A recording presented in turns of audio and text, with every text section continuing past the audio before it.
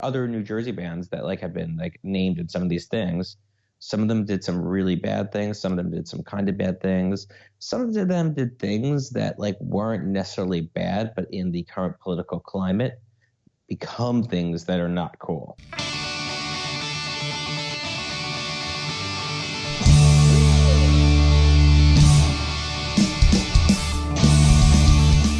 Welcome, everyone, to This Was the Scene, the podcast that takes a look back at the late 90s, early 2000 New Jersey punk rock scene. I am your host, Mike Doyle. From 98 to 2001, my weekends are as follows. Go to a show, see local bands play, or play said shows with my band Lanemeyer. Afterwards, I would go to diners or random parking lots, smoke cigarettes, and talk about life with friends I made from these shows. Thanks to show promoters like Heath Miller, anyone in the scene had something to do pretty much every weekend. Heath and a ton of other promoters saw that they could be the ones to organize events where we could all come together and create a ruckus. And I fucking thank them for doing this. Heath started his company XSDB back in the day with the idea that, hey, I can do shows just like anybody else. To this day, he is still promoting shows with XSDB and has grown it to be his full-time career. I was able to lock down this interview with him on Easter, and this is what we talk about. How some bands would do stupid shit, kids that would just attend shows in certain areas, the equipment he started out with, how he was always made sure to pay people what they were promised even if the show sucked. How bands would never turn down their amps so people could hear their vocals. Guilty. How nowadays he believes it's sketchy for bands to stay at random people's homes after a show when they are on tour. His Dropkick Murphys show in Teaneck American Legion where he crammed 500 people in the hall. His State Farm commercial with Jack from Fun that actually took place at this Legion Hall. We do some Googling about random band facts. How kids these days are making more EDM than they are punk rock. Shows that he's still booking, how he beat Fat Mike in poker, crazy stories about shows, and a ton more. Now, before we begin, thank you again to the people who've donated to the podcast. If you'd like to do so and throw a couple bucks my way just to keep this thing going, you can go to thiswasthescene.com and just donate whatever you want. It could be a buck, it could be $10 million, whatever you feel like. Check out xsdb.com to see what upcoming shows are happening in the Jersey/New York City area. Also, make sure you keep your calendars open for something very special on July 21st in Teaneck, New Jersey. I will have more info on the next podcast next Friday. Feel free to subscribe, leave a review, and share this with anyone who you think would love some nostalgia. With that said, let's get started. Mr. Heath Miller, thank you for joining me on this lovely Sunday. No problem. This lovely Easter Passover week, whatever it is. I know everyone's celebrating, or barely celebrating, depending on the person. Yeah, if they're punk rock, they're not celebrating. They're defying it. I don't know if that's true. I mean, we had a lot of people, I would say, in our scene growing up that were, into Christianity and the music as well. Yeah, that is right. Tooth and Nail was a big label back then that brought a lot of the Christian angst out. Yeah, and I remember bands like Element 101 and things like that were Christian bands, but you didn't have to be Christian to like them. It wasn't a rule. I actually kind of dug that. I thought that it was cool that it gave them a purpose as a band. I think it kind of niched it down even more, where those were even more specific. It was like punk rock or emo or whatever it was, and hardcore, then really niche down of, yeah, but we're Christian. People are like, oh, I can either love this or not love it. That's more of my business sense talking. I mean, I never felt, I don't think anyone would be like, oh, Heath, here, you're Jewish or you're not Jewish. You can't or can like this. Like, I think everyone's pretty accepting regardless of it. Yeah. Yeah, I think the only thing wasn't accepting really was the straight edge scene. I think that got a little aggressive for a minute. I think people... I had a lot of friends that were straight edge and still have a handful that are straight edge. And yeah. I don't feel pressure to not drink around them, just as I don't pressure them to drink it. It's their lifestyle and their choice that has no impact, negative or positive, on me. If anything, I would say there was a positive impact that it's like, hey, there's always a designated driver. Yeah, that's true. Yeah, I think it was more thinking about Earth Crisis when you'd hear all those stories about them that were probably all bullshit, but you're like, oh, man. I loved Earth Crisis. Yeah, they were awesome, especially, what was that song, The Firestorm? Yeah, A Firestorm to Purify. I think the singer of Earth Crisis drinks now, though. Is he really? Good. I think he broke edge. I'm not 100% sure, but I think I heard rumors of it at least. I'll have to get him on here. So all right, man, let's kind of start this off, and this, I think the people by the time this comes out, this will be like the 6th or 7th episode up. So I think people pretty much get the gist of this. But we're talking about the Jersey scene in the late '90s, early 2000s, and so start off, man. Just like, I guess the question that's kind of come up through all these interviews really is like, what band, I'd say, I don't know, yeah, what band got you into the punk rock? Like the local scene or punk in general? Punk in general. Maybe punk in general, I would say Bouncing Souls and Rancid. How'd you get involved in the local and the NJ scene? So let's say I moved from West Orange to New Milford, and I was one day at the mall walking around with a couple of people, and we found a flyer on the floor for Craig's backyard gig.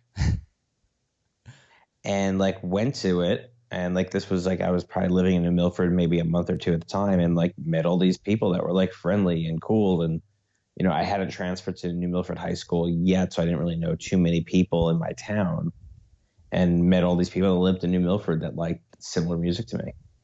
What was the mall that you were in? That was Paramus Park back then. Oh my God. I think that's actually how we started. I think that's how we started going to shows too. We're like, what is this? What do you mean there's bands playing at some Legion Hall somewhere? Yeah, I mean, it's one of the things that unfortunately I think has been lost a lot with everything moving so online. Do people that listen to this style of music still go and hang out at the mall? Is there a reason to? Would I want to? I mean, not that we were going to the mall to shop back then. Yeah. But it was a congregating point that our parents felt comfortable dropping us off at. There were places to eat. There were places to skateboard if you were into that, nearby.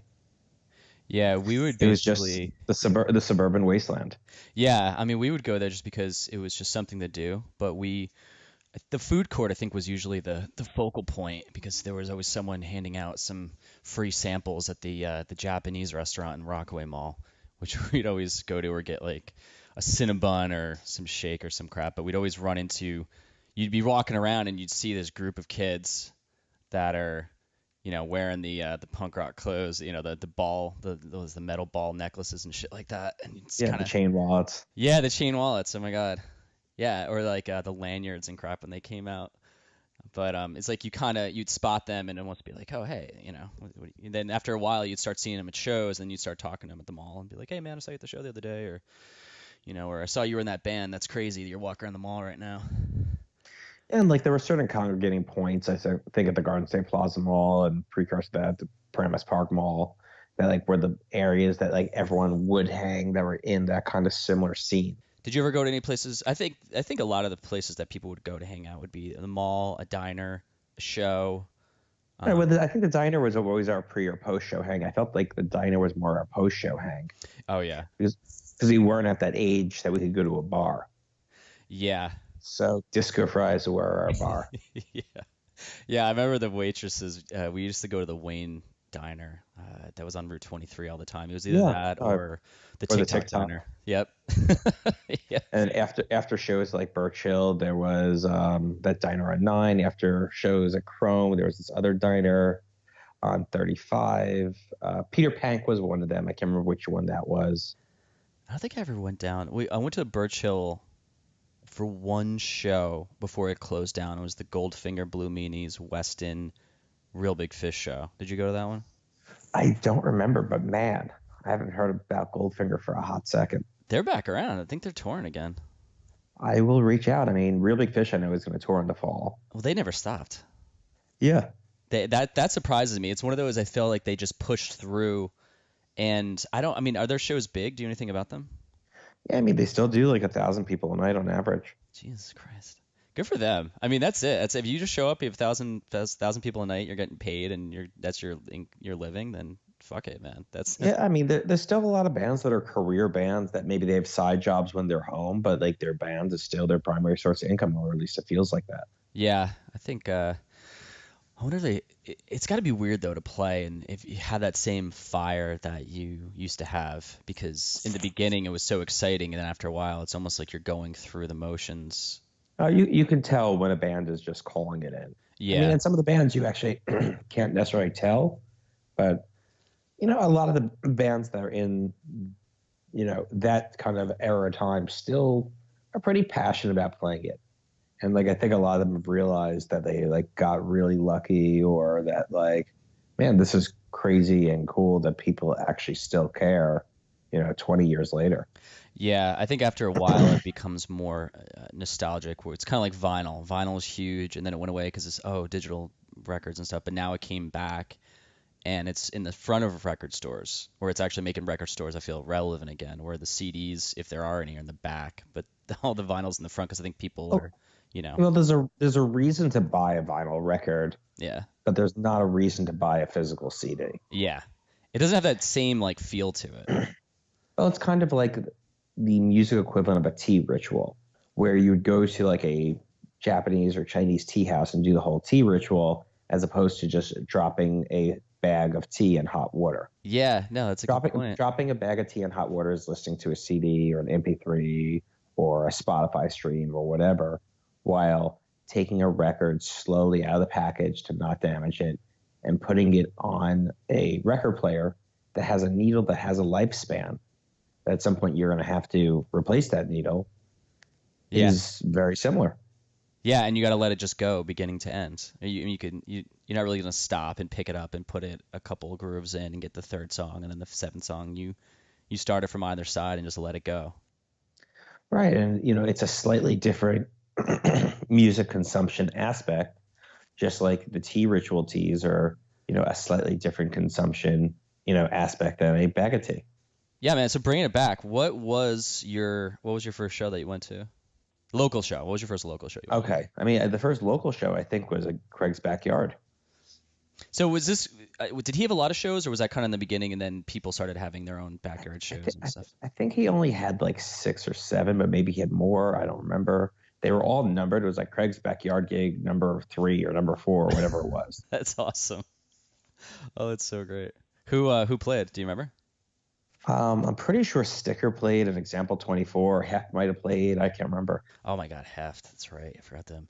So like, okay, so you're a big contribution to the scene, and still really is putting on shows, and that's like where it's pretty much where I think that you and I met a lot. It's like I think we probably met each other at shows, but I think where we would always see each other was when it would be a show that you put on that we would play.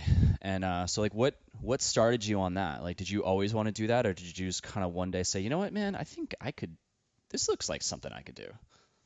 So what happened was I met this guy, James Chiaffi, who owned a recording studio in the town I lived in, and he gave me an internship and learned how to do some recording, learned how to do live sound, started doing live sound at JT's Skate Zone in West Orange every week.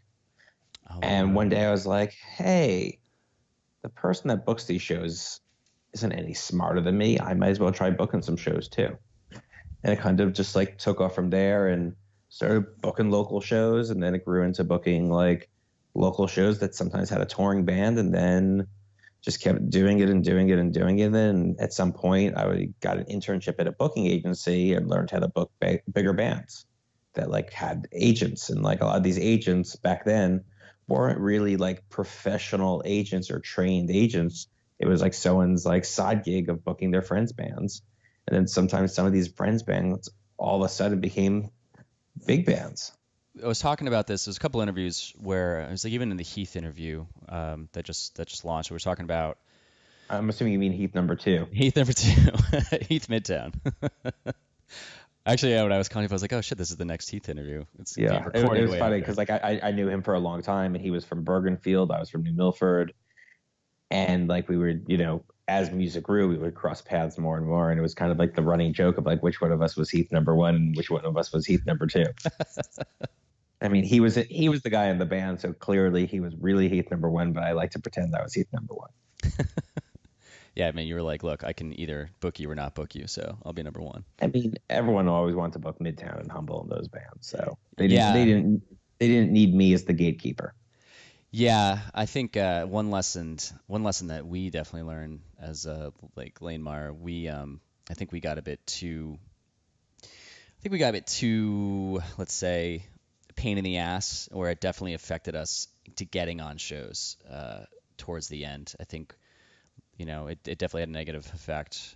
I never felt you guys were a pain in the ass. We definitely were with some promoters. Definitely, we saw that, oh shit, we're definitely not getting asked to play these anymore.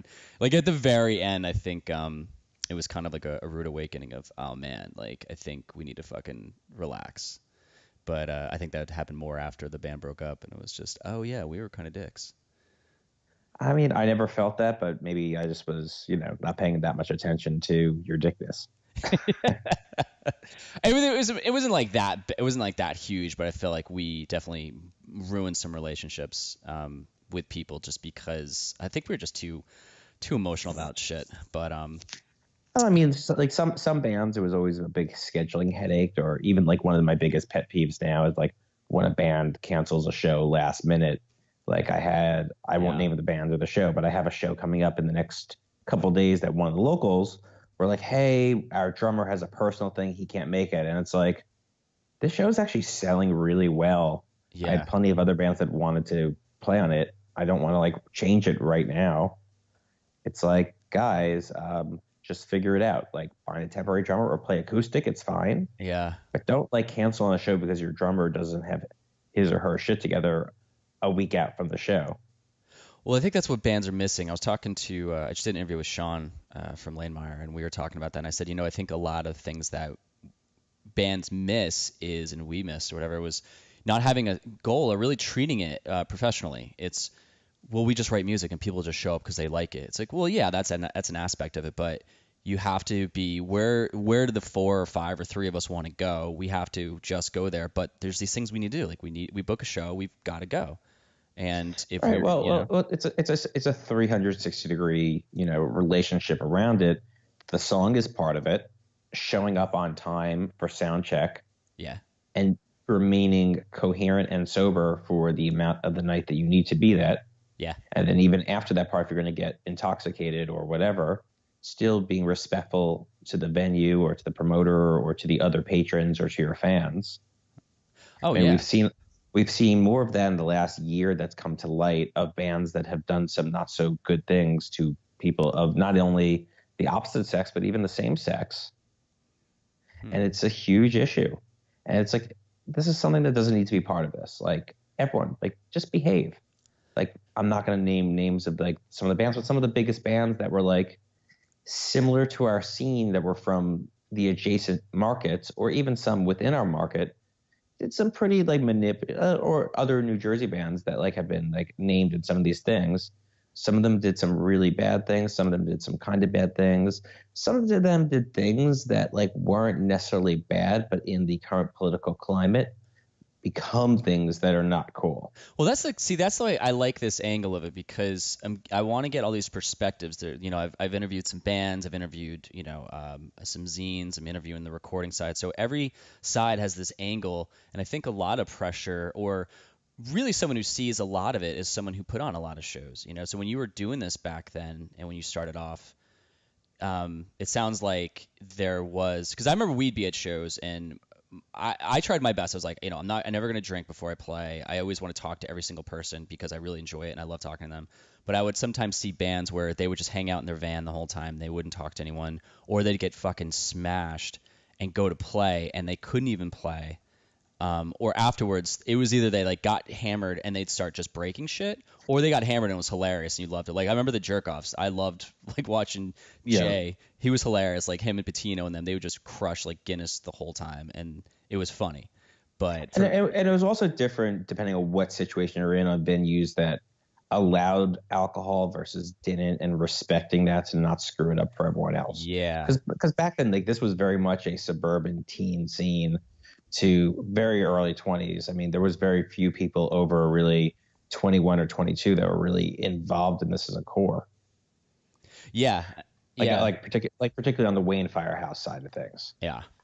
Like you had other things like Manville and like other things that were closer to like New Brunswick. But for the most part, I mean, this was like, 16 to 21, 14 to 21. That the drop off was 21 really, where people weren't really as involved in it. Yeah, and I think the hard thing too was that we'd have venues and we would lose them. There was a really good venue in Butler on 23 that when we first started playing as Congress of Cow, we had a show there and we played a couple shows, and it was just really tiny, but people were stealing like the cannons from the the cannon outside and all this Yeah, crap. just obnoxious stuff. And like at the same point, a good amount of the bands had people that were in their 20s. Yeah. But the fan base that we're going to, dry Legion Hall shows were the fan base that couldn't go to a club or a bar really. And on the Jersey side, like we had very limited options. Like when I started, it was basically, Birch Hill was like the bulk of the bigger bands, and Club A was, the rest of it. And then you had a handful of other places here and there. Then you'd obviously like the Pipeline in Newark, but that wasn't really pop punk. That was more like hardcore. Yeah. But like for Northern Jersey, Birch Hill was Central Jersey. So, for Northern Jersey, it was all really halls. And then, I did the Wrecker in Wallington for a bit, and there was Skaters World in Wayne. But, Wayne was a strange place because like there's like so many kids there that would only go to Wayne shows. Yeah. Like it felt like those kids didn't leave Wayne Firehouse or the Skaters World in Wayne. That if there was a show in a non-Wayne location or a non-Wayne adjacent town, that was like their limitation. But you would see them at Roseland in the city. If there was a big show, like Less Than Jake came through face to face, or you'd always run into them. Then you'd see everyone come out of the woodwork. But yeah, I mean, I think some people just really were just kind of lazy. People would hike in. Yeah, yeah. I think towards like we would take rides definitely down to outside of. I mean, we had Jefferson. There was no shows going on in Jefferson. We had to go to Wayne or Bernardsville, or if it was like Bordentown, that would be kind of like, man, I'm like, I don't want to drive an hour. Yeah, I only went to Bordentown, I think, once or twice. Like I would go to the city often, but I would drive down to Philly. I'd drive up to the Chance in Poughkeepsie. I'd even go to some shows in Connecticut, but those were mostly bigger shows, not local shows. Yeah. Like when I touch on this, like in this aspect, it's, kind of in regards to local shows, because local shows, like, you were staying local for the most part for the local shows as a fan. Like I would travel a little more for the local shows because I was at first doing sound for them. Then I was like booking them. But, I didn't really book a ton of hall shows. Like I mostly really started aggressively booking in more, somewhat traditional-ish venues. Well, why is that? Like I was going to go down that, like from your first show, I'm guessing, because if you started off in JT Skate Zone, you had to bring your own equipment, right? Right. So I was bringing my own sound equipment there. So you bought that. It was like what, just 2 speakers, the soundboard, and like 3 mics or something. Yeah, pretty much. Yeah. So did you find out? Okay, go on. And I got a bunch of it at a auction up at SUNY Purchase. So a lot of it was like old gear that was actually really good in its heyday. What would you pay? Do you remember? What did I pay? Yeah. What was it? A couple $100? I mean, some of it was a couple $100. Some of it was a little more. Some of it was like dirt cheap because it was all like kind of old equipment. But it was old equipment that at one point, like the mixing board I bought, which is still sitting in my dad's garage, I got for $500. Wow. But when it first came out, this was a mixing board that was like probably a $10,000 or $15,000 mixing board. Yeah. In 1978.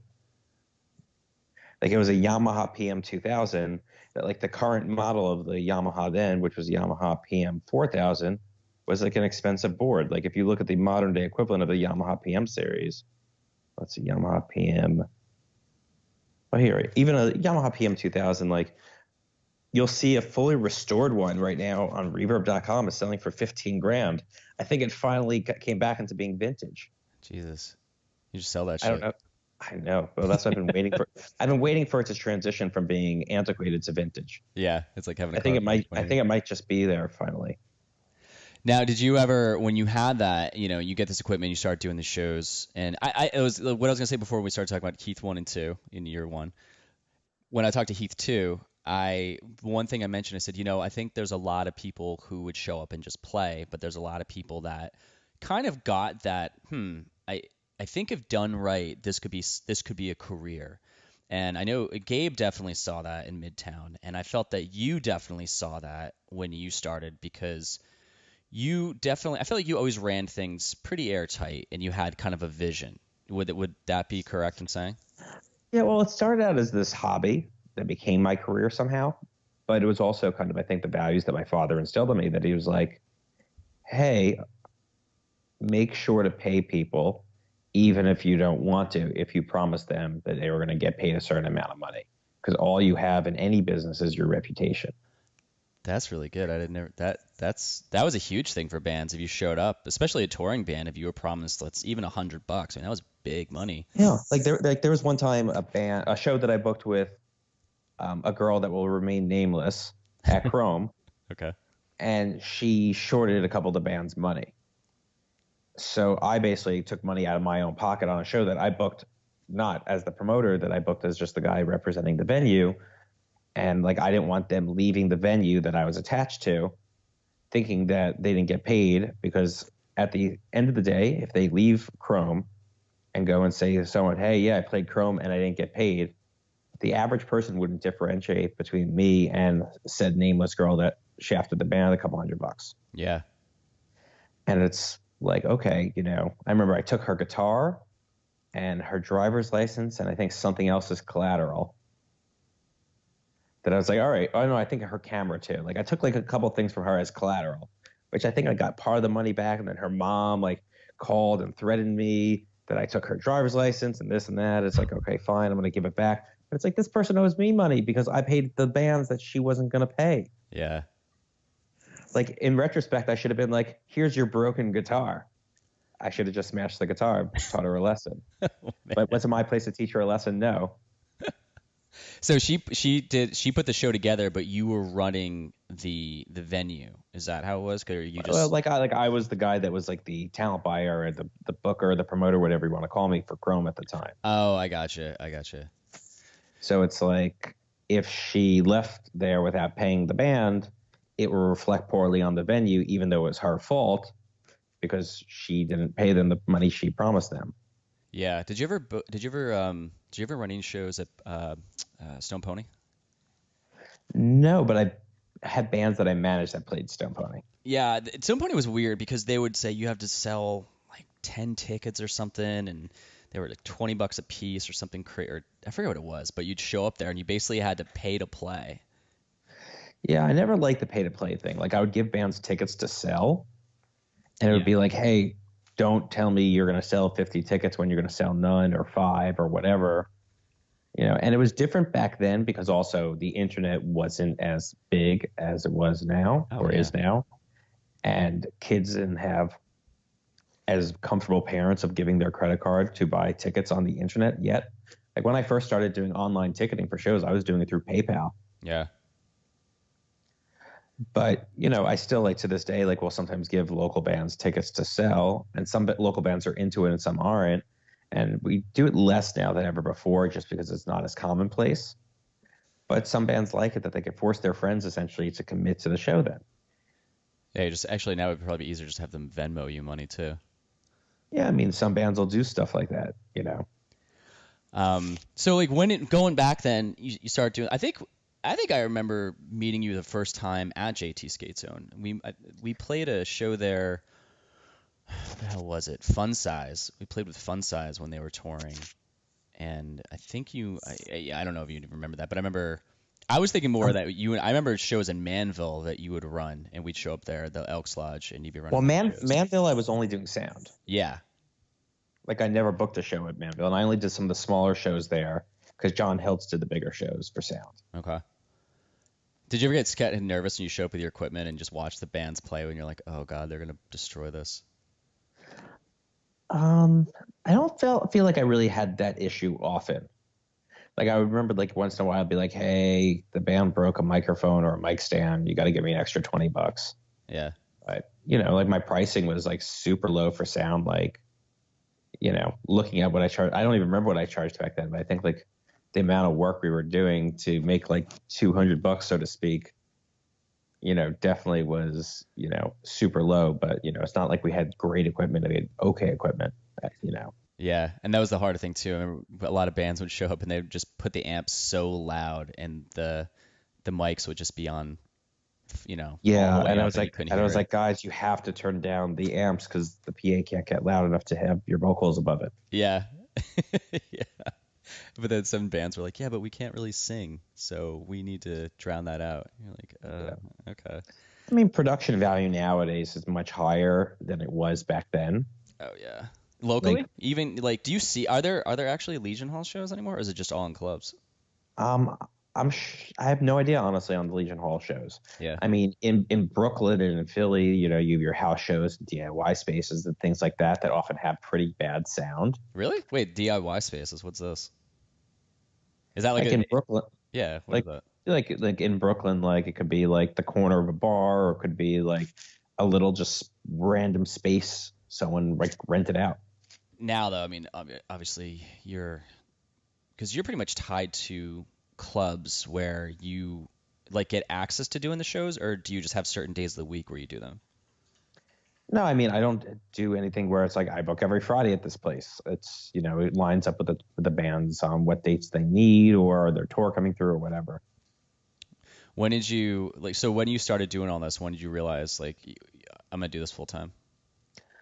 It was when I was in college and I was managing Census Fail, and they started actually like doing really well.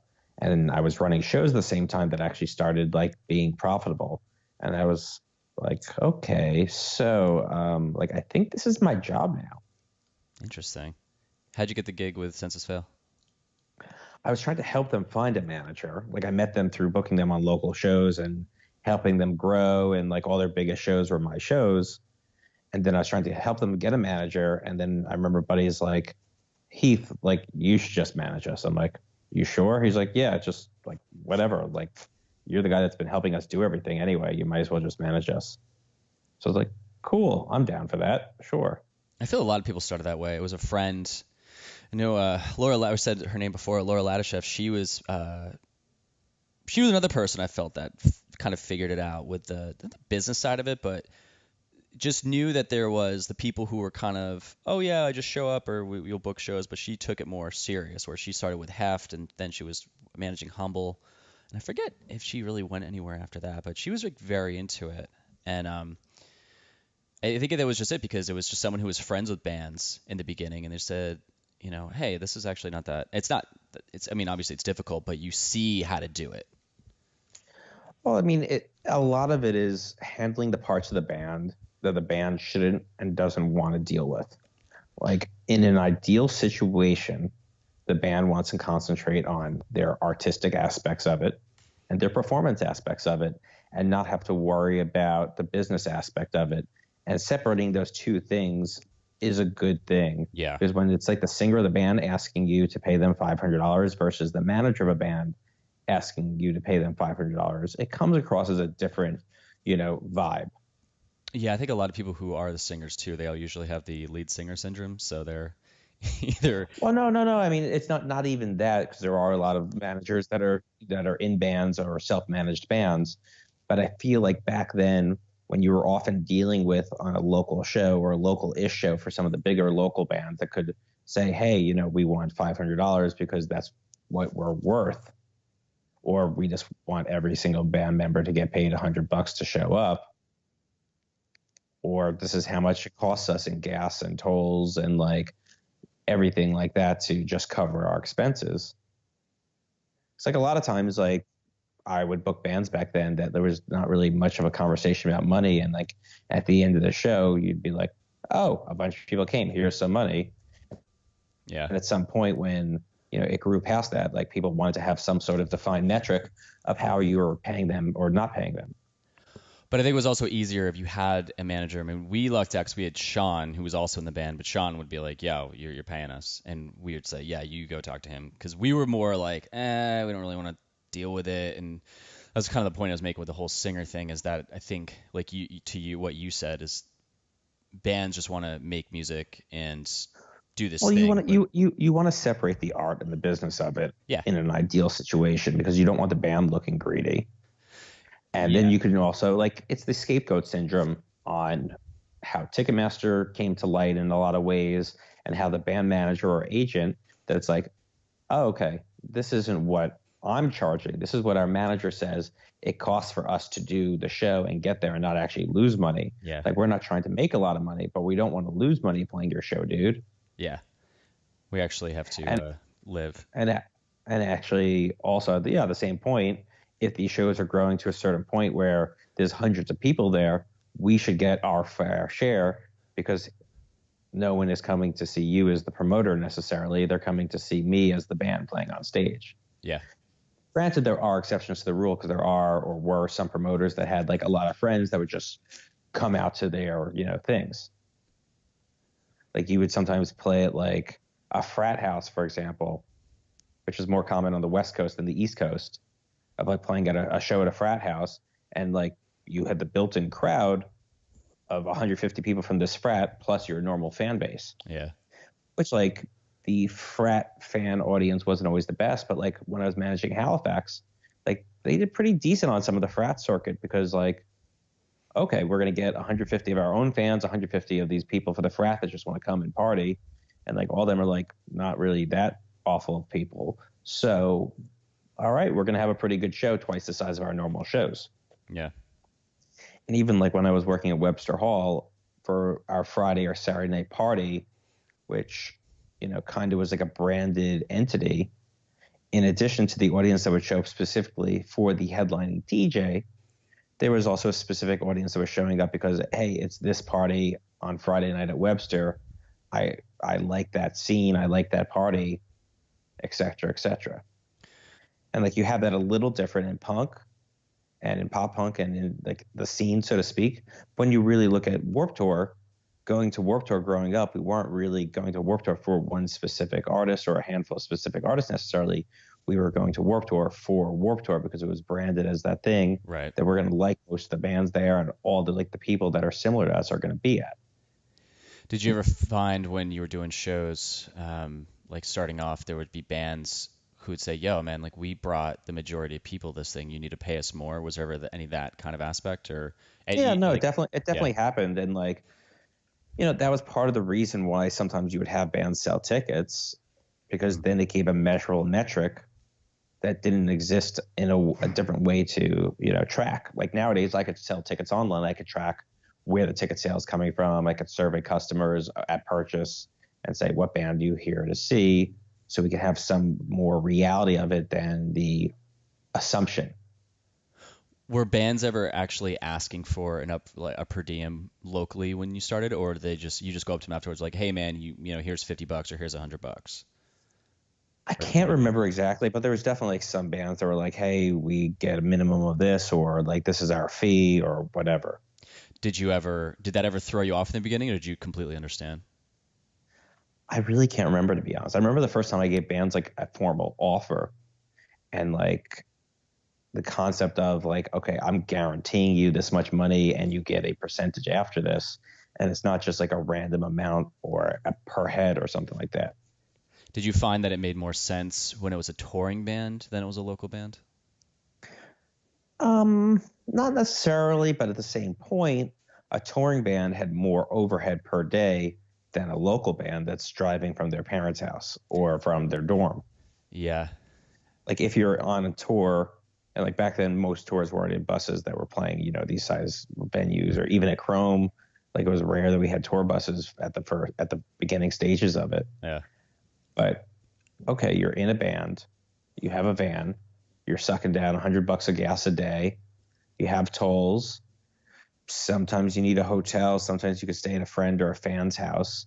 But even fast forwarding to modern day, because of the political climate, like unless it's like someone that's like a really good friend, like you can't really stay at a rando's house anymore. Nowadays? Like if you're a band nowadays and you're playing a show, you can't really just find a random person to stay at the house of anymore. No shit. Like you still can, but like given all these sexual allegations, you can't realistically do that because people are crazy on both sides of the equation. Yeah. I mean, they were even back then. I mean, we'd be on tour and we would just be, hey, we would literally get up there and say, hey, we have no place to stay tonight. Come talk to us afterwards. And it would always be 3 different kids would come up, and then we'd talk to them and we'd all reassess and be like, that person seems fucking batshit crazy. So we definitely don't want to hear them. That person seems okay. So then sometimes we'd go them and we'd stay in these like McMansions that were amazing. And then sometimes we'd go to a party where they're basically, I remember this, we were on tour. There was at the end of the night, everyone was taking bottles and throwing them into the bathroom and shattering them. And we're like, what the fuck did we just get ourselves into? Yeah. But like nowadays with everything going on, you can't really realistically stay at a random person's house without like wondering if it's going to bite you in the ass. I mean, back then it was not really a thought. Yeah, I mean, I think now it's more in your face because the internet and everything is just fucking doom and gloom, and they point out all these things. But I'm sure that back then it was it's just when alcohol is involved, and often in the smaller shows it was like barely. I mean, it was different back then. Yeah. But I could think of staying at some really random places or really McMansion-y places on tour that like I go and like look at it nowadays, and it's like, that was probably not really that safe. Or like things that happened, like, so, it was definitely commonplace of, band members staying with a young female. Oh, yeah. That, it wasn't really as thought through then as I feel like it has to be now. What would you say, this is kind of a shift from where we're going, but what would you say, if you can remember, what was the best show or best shows you put? Yeah, like one of the one or two best shows you put on back in the late 90s, early 2000s. I mean, I guess my first big band that I booked that was like actually big-ish then was Dropkick Murphys at the Teaneck American Legion Hall. Holy crap. That was at Teaneck? Yeah, it was Teaneck American Legion Hall. Jesus. It was Dropkick Murphys, Oxymorons, and the Ducky Boys. Oh my God. I was 17, had no idea what I was doing. I ran the show, booked the show, ran sound. My little sister did door, and I think I had one security guard, which was like some dude that like worked for my dad. Did you feel that in the beginning when you would do shows like that the bands came in and you felt like, I don't know how to talk to them on the same level where they're going to kind of talk to me as what they want and I'm just going to give it to them? Or did you feel that I've got this, you're coming into my show, I'm going to treat you with respect, but this is how we're going to deal with this? Like, did you feel like you were getting walked all over in the beginning? Not at that show. Like occasionally, yes, but not at that show. Yeah. So I remember that show because like it was this tiny little room, no stage, Dropkick Murphys, and I remember the tour was like the Trocadero in Philly, Teaneck American Legion Hall, and then Coney Island High or something like that. So like we were the one non-legitimate venue in that tour. And we jammed like 500 kids in this tiny little Legion Hall. I remember that. And I remember telling the Dropkick guys like how I was going to fit everyone in. I'm like, I've done the math because like, well, let's pack it in. And like this place is like 600 square feet or 700 square feet or whatever it is. And like everyone needs just like 1.2 square feet because it's going to be packed. And then like we're killing like 20 square feet for the stage. So like I could fit 500 people in here. It'll be jammed and crazy, but it'll be fine. Wow. So now fast forward like 20 years later or whatever, I'm doing a show with Dropkick with SiriusXM in the studio at Webster. And I like go to them. I'm like, hey, I don't know if you remember this show. And I know not all you guys were in the band in like 98 or 97 or 99, whatever year this was. And they're like, holy shit, you're that fucking kid that told us how he was going to jam 500 people in that tiny little room. And that show was like ridiculous. And like, we still don't know how it didn't get shut down, but like pulled it off. And that was like such a memorable show. That's amazing. That's so fucking awesome. I think it's just hilarious that you literally were analyzing it with math and just saying like, this, and I would never have, I don't think I never would have seen it like that. Well, like, I think I remember because like back then, the internet existed, but it wasn't like as thorough as it is now. And I think I remember like getting a big piece of paper and having like a friend like draw a square around me standing there. And that's how I came up with a math on how big I needed, like how much space I needed for each person. Oh my God, that's genius. That's so good. Now, did you get all 500 in there? Was anyone outside standing outside? Did you actually keep a head count when they came in and you're like, I just kind of figured it out? I don't think we knew what head count meant. I think we just kept jamming people in there until we couldn't fit anymore. That place was tight, man. Like that was I believe the legal limit was 80. Oh my God. That's crazy. And actually, it's funny. So after that show, I knew I was not welcome back there. But so about 3 years ago, me and Jack Antonoff went there for a piece that State Farm was doing called, Be a Good Neighbor or whatever. And like I was, the guy that was booking all Jack's bands back then and doing shows with him at Teaneck American Legion Hall. And he was definitely at that Dropkick show. So we went to the Teenage American Legion Hall, and it looks completely different. They like chopped up the inside a lot, like and put like hallways and other rooms and dropped the ceiling. And it was like, man, this is so different than what we remember it. But if you look online, you could find that piece of me and Jack like walking through there, and I'm like, it was like a real. I don't know. I just remember because it's like none of the same Legionnaires are there now as, then.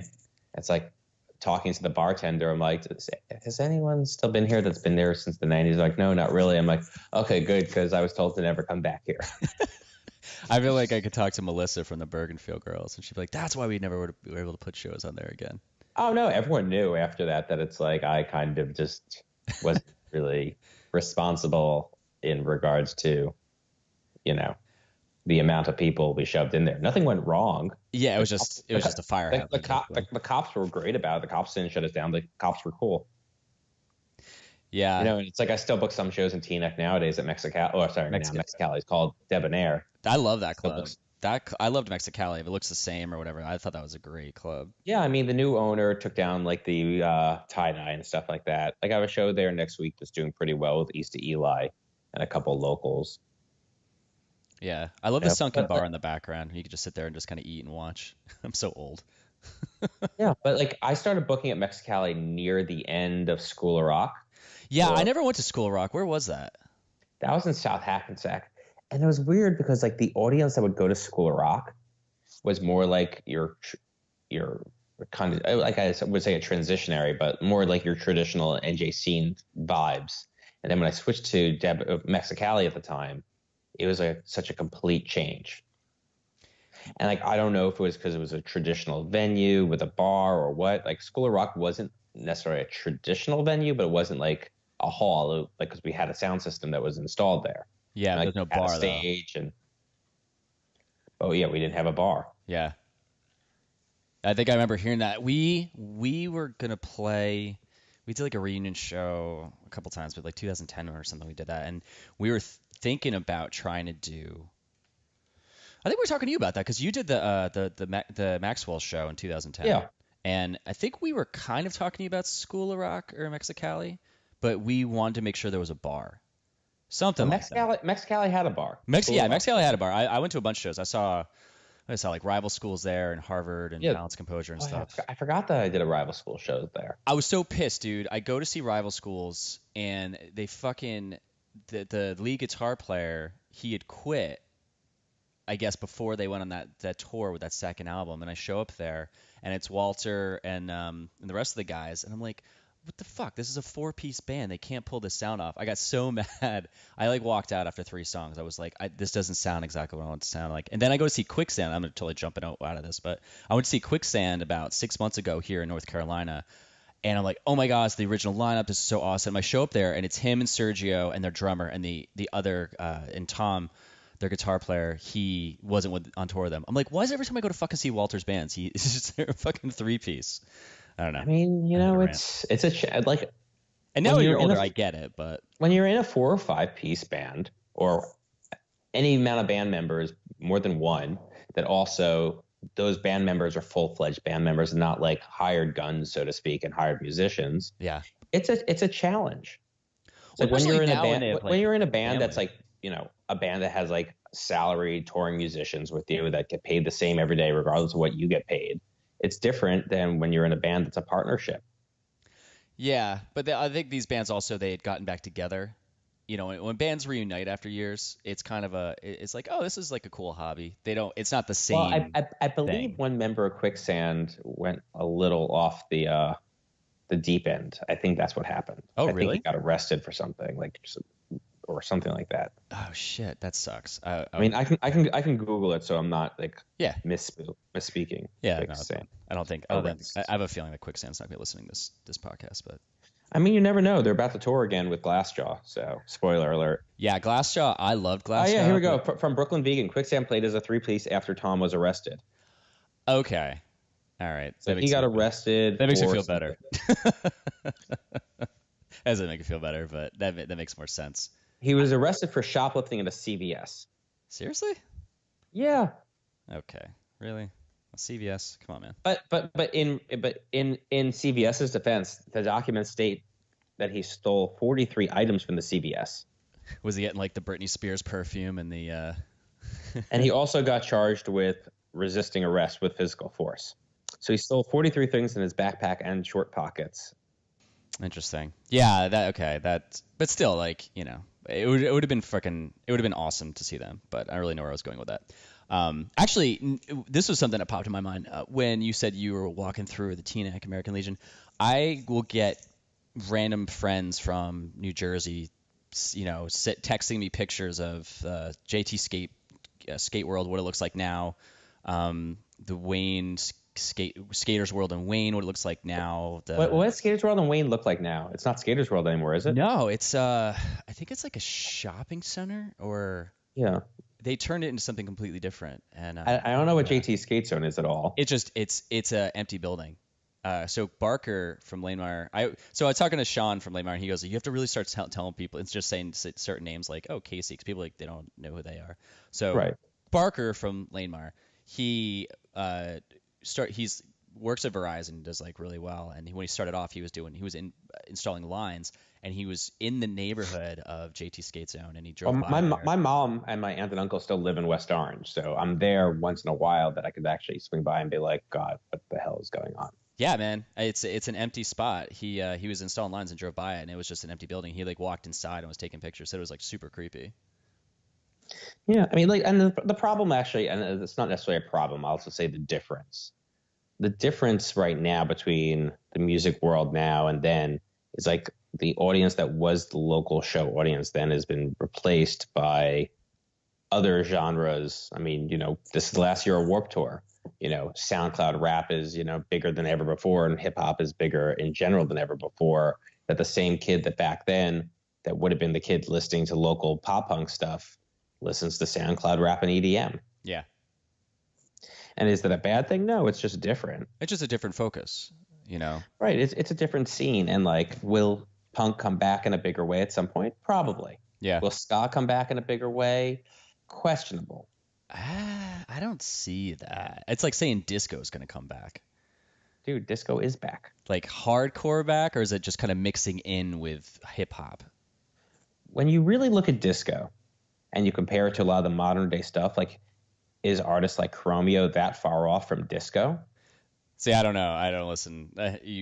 You're probably way more in touch with a lot of but like when you look at like artists like Chromeo and Flume and even Goldroom and all the tropical house stuff, and like Thomas Jack, it's not really that far off from like disco, except a modern version of it.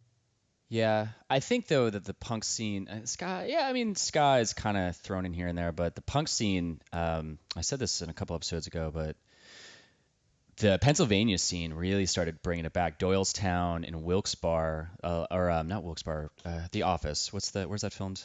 Scranton.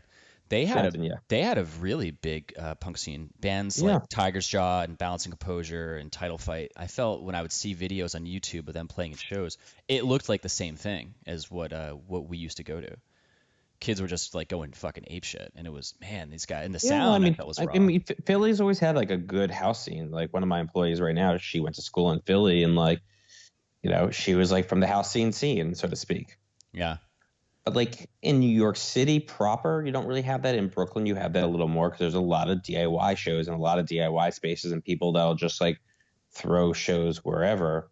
But like you're talking about shows that aren't at the scale. It's like a lot of like the local shows would do a few hundred people.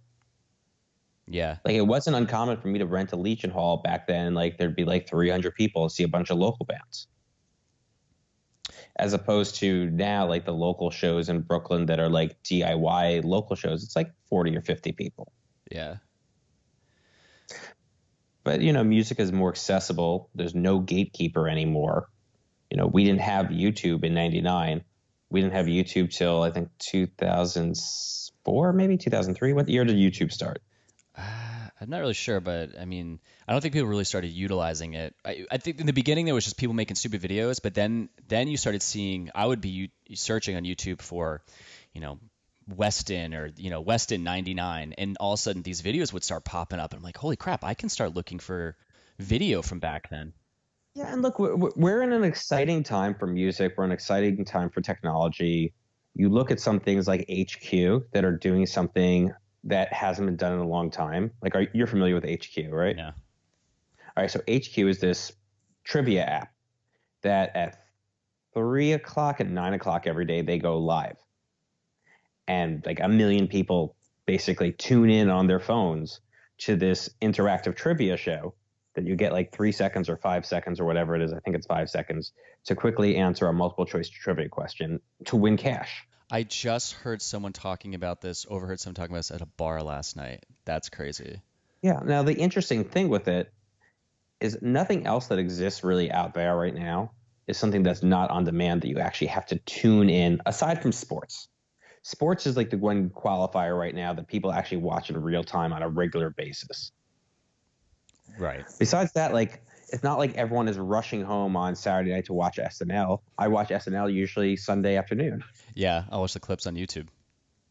Right, like I'll tape it on my DVR because like I don't want to like have to remember. Like I just go and say Sunday afternoon I'm lounging around in my apartment because I'm dead from just the week and I'm going to be out at shows all week and I don't want to be out on Sunday if I don't have to. I'd become that person. Do you see? Yeah, go on. But even actually reflecting back at Sunday, I mean, I grew up going to like the Sunday matinees and Saturday matinees at CB's all the time. And like I did like for the longest time Sunday matinees at Continental that I would, pull myself out of bed at like 8 or 9 a.m. on a Sunday morning in Jersey, drive into the Continental, find parking. Half the time I would get a ticket and I'd run sometimes a local show, usually the more touring shows at Continental. And like I had this like year and a half period that everyone that broke out in like the Warped Tour pop punk emo world played Continental. I was actually that was gonna be my next question. I was gonna ask you if you actually went to shows. So you'd be putting on shows, but you would still go to see them outside of putting them on, like it didn't burn you out, and you'd actually put the time in and just go watch them to the Continental on Sundays. Well, those were my shows at the Continental. Oh, okay. But I would still go to shows that weren't my shows, sometimes begrudgingly because I'd be annoyed that it wasn't my show. So okay, that's a good lead in right there. Well, first of all, what bands would you go to see that weren't your shows? I mean, it was mostly bigger stuff. Yeah. But I would go to local shows all the time to flyer, for my own shows. I could go to like, Ricky shows at, Wayne Firehouse, and like we kind of had like a competitive friendship. Mm-hmm. That way, like we were friends, but we were also competitors. And like even like nowadays, it's like that with me and like a couple of my friends that work at competing companies or competing venues. But with local shows, it's like usually if I went to see a local band, I would just book them. Now, did you find yourself going to shows that where you didn't have I wouldn't say an agenda, but you didn't have a purpose to go there? You were like, wow, I get to just go to a show to watch a band without having to flyer, promote a show, and I just really I mean, I would go to shows like here. I went to Kid Dynamite at the church in Philly for their final show just to hang, and I think that's when I was already starting to do some shows. I would go to the Chance in Poughkeepsie just to hang. I would go see like H2O all the time, which actually one of the guys from H2O is like working at one of my venues now, which is great. That's cool. Because like we always just like shoot the shit. I was like, my dad came to so here talking about NJPP. So last Sunday, talk about, recent history. Yeah. I did a show with the Mighty Mighty Boss Tones, Bigwig, and Westbound Train. Wait, you put that show on? Yeah, that was my show. Matt played on drums for Bigwig for that show, right? Yeah, and I remember like early in the night, I was like, I wonder who's gonna be playing drums because like it's usually just not Matt, but apparently the other drummer they had like wasn't working out, so Matt filled in. And like it was awesome. And like my dad came out to the show, and like my dad used to drive me to Bigwig shows all the time before I was able to drive. So my dad like remembered like a couple of the songs too. And I told Tom that and I gave my dad and I a shout out, and it was like kind of like adorable and funny. That's amazing. But Obi was in Day 19, so it was like filled with band members that I had known forever. And then even Boss Tones, like I didn't know them personally in the 90s, but I knew who they were in the 90s because they were huge in the 90s. Oh yeah. And, this was probably the fourth or fifth time I'd booked the Boss Tones. So it was all like old friends and like, it was like, the kind of one of the like easiest walk in the park type of shows. Cause, to the venue staff, I was like, hey guys, so all the openers have known me since high school. I've done, a bunch of shows with the Boss Tones before. Like, this is exactly what to expect. This is this. This is this. It's going to be super easy. Just remember, this and this and this, and it'll be easy. And it was like, the easiest, funnest, like calmest, like nicest show. And, definitely saw like a ton of old like high school and like college, time friends. What was the vibe like now? Because I know when I go to shows and I see even like the younger crowds. I went to Take It Back Sunday at Cat's Cradle like 7 months ago, and the place went ballistic when they started playing the old stuff.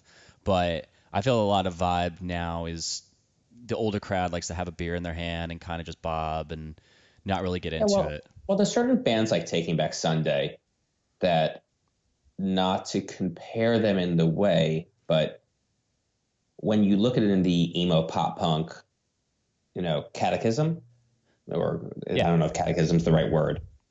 When you look at them as in the emo pop punk world, they are in many ways like the Rolling Stones of emo.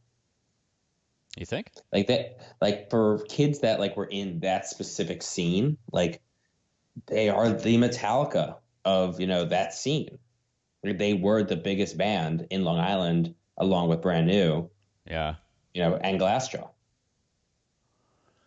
But they had, more crossover mainstream hits than Glassjaw did. Yeah. And they, stayed, kind of in a specific sound more than Brand New did, because Brand New crossed over into being more of just like, I don't want to say more of just, but Brand New crossed over into being a wider kind of spectrum of music. I think they pushed it to the boundaries that they wanted to get to. When I listened to the first two records, like the first Brand New record, I don't fucking like. I love Deja and whatever the fuck you say it. I like that record, but then they started getting more dark and just pushing it in that direction. I think like Take It Back Sunday, they kept with that sound and advanced on it. And right. then now it's like, I think the last. Yeah, I mean, Taking Back for a band that didn't cross over to the level that a Fall Out Boy or Paramore did, that didn't ever transition to being like, okay, they're really a pop band at this point. And I don't mean that as an insult. Pop is popular music that, like, I would say there's a lot of people that listen to a band like Fall Out Boy that is like the one punkish thing they listen to, just like Green Day. Yeah. I mean, when you really kind of like look at it from an analytical basis, Green Day is to Fall Out Boy as like Paramore is to No Doubt in many ways. That's true. I mean, for a different generation. And like, it's going to be interesting to see who comes out and transitions like that for the next generation. And like, we have some acts like Halsey, for example, that, kind of are going that direction to a degree. And she came out of the Jersey punk scene too. She used to go to shows at School of Rock. And like, when we first met, she like realized that like she grew up going to like local shows that I was involved. Well, the tail end of it, but like, there's a lot of bands that like, for example, like who is this? Who are you talking about? Halsey. I'm like so disconnected from like the guys from like Runaway Orange and like, Mitchie C and like that whole kind of crew of like co-written with her on songs and things like that. Mitchie C is still at it. If you remember him. No, but his mom used to book shows for him to play at like Hamilton Street Cafe. Oh, really? Was this was that in the like early? Was that kind of like 2002, 2001, 2002 ish? Yeah, probably early 2000s there. Yeah, I was living in LA at that time, so I missed a lot of that. That's where I just completely got disconnected from the scene, and that's where I felt that time is where it started to really kind of change or fall apart. It went in a completely different direction. Well, yeah, I mean, like we had a couple of venues like Hamilton Street Cafe and Bloomfield Ave Cafe. Yeah. That were sort of venues that were dry. And I would say not the like they were basically. I'm trying to think of the best way to say this. They were basically venues that were dry venues that were designed only really to support bands that weren't looking for good sound. Yeah. Oh, 100%. And like a lot of bigger bands would end up playing there, or soon to be bigger bands, because it was the right size room for them, because we didn't have any other 200 to 300 cap rooms for them to play. It was kind of like they were Legion halls with a sound system that was built in a way. Yeah, it was definitively that, but like always like very bad air conditioning. And like at Chrome, like our AC wasn't that great, but we had AC. The sound was decent at Chrome. At School of Rock, we actually had pretty good sound, but awful AC. There was like 1 or 2 ACs for the whole room. It was always like dangerously hot there during the summer.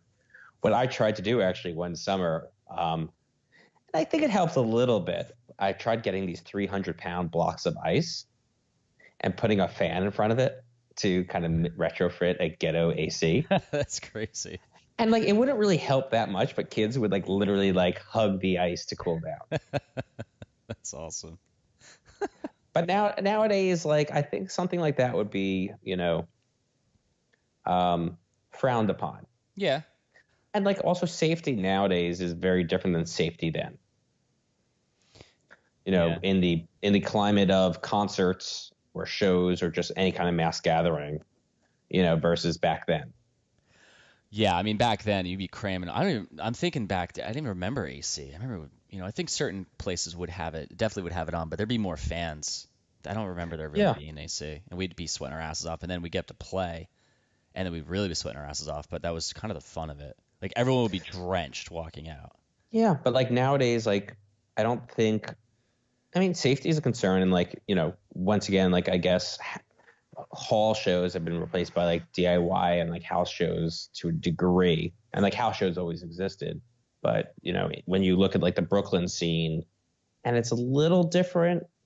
I mean, like the Brooklyn scene is definitely way different than the Long Island scene was in the Jersey scene, but I would say here, growing up, like we weren't really listening to many bands that were from New York City. Sorry, weren't from not New York City, but Brooklyn. Like it wasn't like we were listening to all these Brooklyn bands. We were listening to Long Island and Jersey bands, and sometimes Queens bands, like Bayside. Yeah, I didn't remember. I don't remember Brooklyn even being on the map as far as music went. Yeah, like I remember seeing Glassjaw and like Movie Life at like North 6 and places like that, which became Music Hall many years later.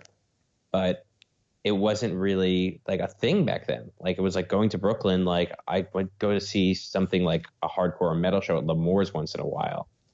But for the most part, like Brooklyn wasn't like a thing then in the music scene as much as it is now, because now it's like every band plays and every band is from Brooklyn, so to speak. Well, I think it was just the pain in the ass of getting from Jersey into Manhattan and into Brooklyn. It was right. Some people make the trek. It still probably is the same pain in the ass, but like if you live in the city now or you live in Brooklyn, there's a heavy concentration of venues. Oh yeah. That are all legitimate or legitimate-ish venues. But also as a kid, if you're under 21, to go all the way to Brooklyn, say you get there early, you kind of just have to walk around and just dick around. I think as adults, you can go in, chill at a bar for a little bit or whatever, and then you can go. So I think people might be treating it slightly different, or might have. Yeah, I mean, and like, a lot of the newer bands that are coming out, and when I say newer bands, I'm specifically talking bands here. They aren't really younger-oriented bands. Yeah. And like part of it is, the dominance of the, over 21 venues maybe. But at the same point, the young kids that used to be the dude that would start a garage band are starting SoundCloud rap careers. Yeah. All right, man. A couple more questions. Are there any shows that you regret that you didn't get a chance to put on? Or someone beat you to it? Probably too many to even think about. Oh, really? Like let's go. So think about in the late 90s. Think about early 2000, because there's definitely been a huge amount of time between then and now where I'm sure that has happened quite a few times. I mean, the thing is, most of those bands now I'm getting to book on the reunion tour. So, so it's almost like you're getting, in a sense, in a way, it might have triggered you to do it. I mean, obviously, you just saw the benefit of doing it now, but back then you're like, shit, I think I lost my chance. And now you're like, oh, I did it. Yeah. I mean, like, when will this be airing? Man, this will be in about 5-6 weeks from today. Okay. So here, like on this week on Tuesday or Thursday, I think on Thursday, we announced the Get Up Kids. Never booked the Get Up Kids in the 90s. Now I'm getting to book the Get Up Kids. Oh my God. Do they still have the same booking agent? Andrew? What's his name? Still Andrew. Get the hell out of here. Yeah.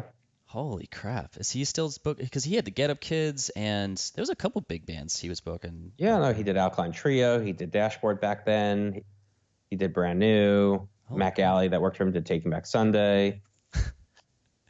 We tried to get him to book us, and we auditioned for him, and it was like the worst thing ever.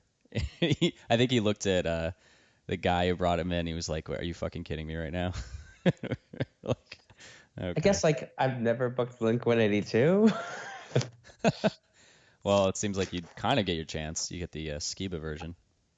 I mean, I almost booked the Blink show once, and then it got screwed up, and the tour just went away, so they weren't going to be around. And I was kind of annoyed by it, but hey, it happens. Yeah. But I was really close to it. But aside from that, from 90s bands that I never got to book, I'm drawing like a blank of someone that I've never gotten to book, as weird as that. Actually, here, I've never done it. Well, but it's not a local show, but I've never booked NoFX. Really? Yeah. They've come through so many times, I feel, in New York, even now. Yeah, but they always, like, I never have booked NoFX. Well, maybe now is your chance, man. Yo, Fat Mike, get at me. Let's do a NoFX show in Jersey City for like 4 nights. Dude, if Fat Mike is listening to this podcast, I'm going to shit. Yo, Fat Mike, one time on Warped Tour, we played poker together, and I bluffed and got you to fold, and I was so stoked. And 16-year-old Heath was freaking out, even though it was like 25-year-old Heath playing you poker. Yeah, I heard about that. The Warped Tour, they always had the poker games in the back. Actually, I know we were talking about Rob Hitt before. So Rob Hitt brought Tim Armstrong to a show of mine with Max Schneider about 2 years ago. Okay. And I straight up asked Tim Armstrong about an Op Ivy reunion. And Rob is just sitting there like shaking his head. And then, Tim and I have like a pleasant conversation about it. And then like Rob's like, dude, I can't believe you asked Tim Armstrong, Godfather of Punk. Not about Rancid, not about like any of his current projects. About, yo, dude, can we do an Op Ivy show? You're like, yeah. Yeah. Why He's would like, you not only ask you, that Heath, question? only you. I'm like, how many opportunities do I get to actually talk to Tim Armstrong? A, at a pop show where basically no one really cares who he is because it's like all like little pop kids. Yeah. B, like maybe this would work. I mean, crazier things have happened. Fucking Jawbreaker, man. That was never going to happen. Yeah. And they tried it so many times. They even got together a couple years ago and just had a 3-song practice, and he was like, nah. But yeah, man, I think that's I think it's one of the few bands that hasn't gotten back together. I think all of them, I mean, all the bands that I've ever wanted to see, they have all done it, and I think I've seen them all, the ones that I wanted to reunion. See, if Op Ivy got back together and just did a huge reunion tour, maybe that would save ska. Yeah, I mean, I think it would ignite some kind of interest of kids thinking, oh, this is, I mean, but the people going to that show, though, they wouldn't be 15-year-olds, 16-year-olds. They would, unless their parents are bringing them. No, but see, once again, you'd be surprised because there's certain bands that get passed down from generation to generation. Yeah. And like, just like Beatles, like everyone still knows a Beatles song. Yeah, that's true. If your older brother or sister or your parents came from like the punk ska world, you played Op Ivy for them at some point. Like just like you played Taking Back or Brand New or, Jimmy, maybe not necessarily Jimmy Eat World as much because that's like a little more mainstream, but like still like a lot of those shows, like it crosses over and it's like it's cross generational in a big way. I mean, I think it would be one of those where those, I don't know. I mean, I'm sure there'd be some kids that would remember hearing about that and they'd go on their own. But I remember my little sister, when she was 10, I gave her 3 mixed CDs and I put Taking Back Sunday on them, and it became one of her favorite bands. Right. And it was different then because you would actually gift someone a mixed CD. Now you would just give someone a playlist. Well, you send them a link and say, here, listen to the song on Spotify. Right. But like, music is passed down generationally in a big way when your parent or brother or sister, like I look at the bands that I like picked up on early, and it was usually like for the older stuff, it was passed to me from a friend who heard about it from an older relative. Oh, yeah. Like there's still enough older bands that you'll go see that have a young audience there. And it's like kind of crazy when you think about it. That's pretty cool. Yeah, I guess I just don't see it. I mean, you obviously, Christ, I mean, how many shows do you go to each week? Depends on the week, anything from 0 to 7. Damn. Yeah. So your numbers are way higher than mine. Yeah, I probably still average like 3 to 4 shows a week. Do you ever get sick of it? Yeah. Sometimes you're just like, I just want to do nothing and sleep. What would you do instead? Do nothing and sleep. No, go out with friends or go out to dinner or whatever. I mean, No, this no, no, week. not for leisure. Like, what would you do as a career instead? Oh, Like, go out with try friends. something else in the events world or something in the food world. Yeah, Yeah, if anyone wants to invest in a restaurant, I got an idea. I'm If you're sure listening to this, hit me up. this has gotten some decent reach, so there might be someone out there, especially up there in the Jersey, New York area. Well, look, I have a really good idea for a restaurant that I won't talk about here, but I've run it by someone that was an Iron Chef and other people in the restaurant world. Everyone's like, dude, that's a good idea. It would totally work. I think there's some people. I know there's a few people that came from the scene and they ended up either opening a restaurant or becoming a chef. So I'm. I'll be pretty excited. I have a great idea and a great concept for it. I just don't have the experience in running a restaurant and the back of house and buying product and things like that. And I need the right person that knows how to do it. Well, because anyone's listening, Heath at XSDB.com. Screw it up. Heath at XSDB.com. If you guys hear this, you got to send him an email. Yeah, like we might as well throw a venue somewhere like on the second floor or in the basement or whatever and let bands play too, because might as well. Did you ever have any shows back then that got completely out of hand? Yeah, tons. Oh yeah, what was one that stands out? I started booking shows when I was like 16 or 17 years old. I had no idea what I was doing. So what would happen? Like, what would be? What made I mean, for the most part, like underage drinking and people just being stupid were the biggest problems for the punk shows. For hardcore shows, there was your occasional fights. I mean, for the most part, I had a good run of Dillinger shows that were a little crazy. I had Candiria shows that would just for some reason coincidentally keep going grossly wrong. One time had a building literally get struck by lightning. What? Yeah, Chrome once got struck by lightning during a storm shortly before doors. And we basically opened up with only the power in the Marlin room and tried to, pull it off with only having the smaller room at Chrome open, assuming the power was going to be back on by 7 or 8 o'clock like the city told us. Eventually we got shut down when the fire alarm battery backup went off, and yeah. Holy shit, that's crazy. That's something I never was expecting to I wasn't expecting to hear that.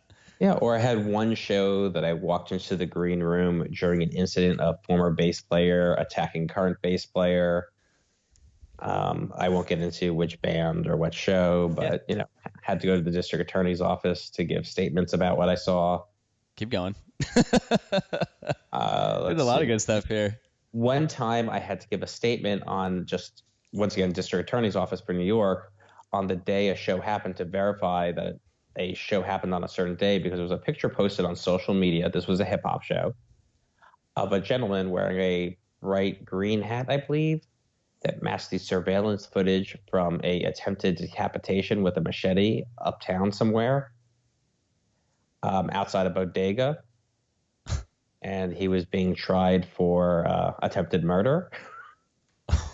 And I just had to verify a show happening on a certain day because of the picture that the guy posted on his own Facebook that matched the hat he was wearing in the surveillance footage. Holy shit. Yeah, I wasn't pleased with having to do that. And the assistant district attorney that met with me told me if I didn't go voluntarily, they would just subpoena me and force me to go. Oh my God. And if I didn't show up, I'd be in contempt of court.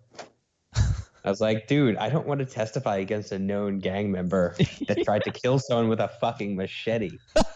And they were like, well, you'll be one of 40 people on the stand. He's not going to remember you. I'm like, yeah, but I'm the easiest to track down. Oh. They'll be like, oh, dude that works at Webster Hall got my boy locked up. I'll just wait outside Webster Hall when he leaves. But luckily, nothing bad happened. Jesus. How long ago was that?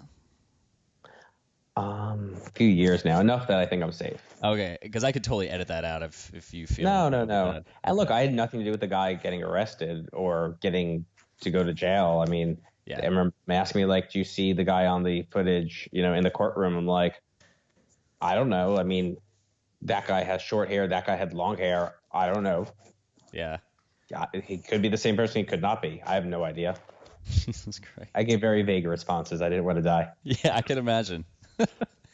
All right, man. So I guess we'll wrap this up, but I will ask you two more questions. One of them, if you could do a reunion show from back then, what would you do? Okay, well, I would say for Jersey Bounds, the obvious one, which if you search enough on the internet, you'll see like quotes from me about it already. One cool guy, guys. Come on. Okay, there's been a couple people who have wanted that, so I think hopefully they're listening to this. A long time ago, I offered them a large sum of money to do it, and they passed on it. So, No shit. I mean, it was at the time that I think it would have worked. I think it still could work. I think if I did a one cool guy reunion, like people would freak out. Well, Heath Midtown posted a picture, or no, when I posted his episode up, Chris from One Cool Guy started posting pictures of them. So maybe maybe sparked some interest there. I will do some outreach. Yeah. And then I guess the obvious other one is Op Ivy. Yeah, that'd be crazy. But non-scene wise, but just really influential, I would love to do an NWA reunion, but I don't think Eazy-E could make it, so it wouldn't be the same. That's a good point. Did you see that movie? Straight Outta Compton? So good. So amazing. Good. I was like, damn, man, this movie's brilliantly done. I mean, if we could do a straight out of like Wayne version of it, it would be so legit. I would love to interview the guy who ran the Wayne Firehouse. I would like just like any of those people from back then and just get what their perspective was. I'm sure I wouldn't know it would be the best interview, but just how they'd be like, man, we didn't even know what we're getting ourselves into. But they saw it as being awesome or like a pain in the ass. They were probably like, yo, we can make a ton of money for the Firehouse by doing these stupid shows with these kids that are pretty harmless. Yeah. That's probably what it was. Like, who knows where that money went inside the fire system ecosystem? I never thought about it. I never saw them really making money. I guess I never saw that aspect of it. But I guess, I mean, they obviously had to. They were charging rent. Yeah, they weren't giving us the room for free. Mm. And no one was really doing weddings there. So. Yeah, I mean, near the end, they were charging a good amount for rent, if I remember correctly. Well, because I think it wasn't. That main room was being used. Were at the Drive-In and Jimmy World and Alkaline Trio, and like they didn't know who they were, but they saw that holy shit, there's 1,000 kids here. Yeah, we got to up this. Yeah, and who knows where that money did or didn't go. Hopefully it went to support the fire department and not line people's pockets, but you never know. So how can people find you today? Will be the last question before, and I'm gonna I'll hit stop, but we can talk after for a second. But okay, I'll edit that out. Still xsdb.com, and on Facebook is xsdb, and on Instagram is xsdb, and on Twitter as xsdb. I think our MySpace is down. Sorry, guys. I think just MySpace is down in general. Yeah. I mean, or in general, just like look for me in either any show of mine. I'm around. I'm at most of them still. Not all of them, but most of them. Hoping that he's sleeping. Sleeping is the best.